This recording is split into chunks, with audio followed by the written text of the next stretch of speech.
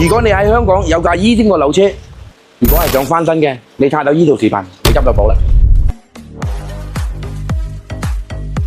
依架嘢咧就係香港古董車協會啲樓友嚟嘅，佢今日過嚟我哋呢度租個外翻身啦。你話喺香港做架依啲，起碼落皮喺我呢度對半價。92年嘅車啊，成架車冇個覆漆可以睇得嘅，除咗個車頂嘅啫，其他啲全部都你睇，可以講話唔見得人啊！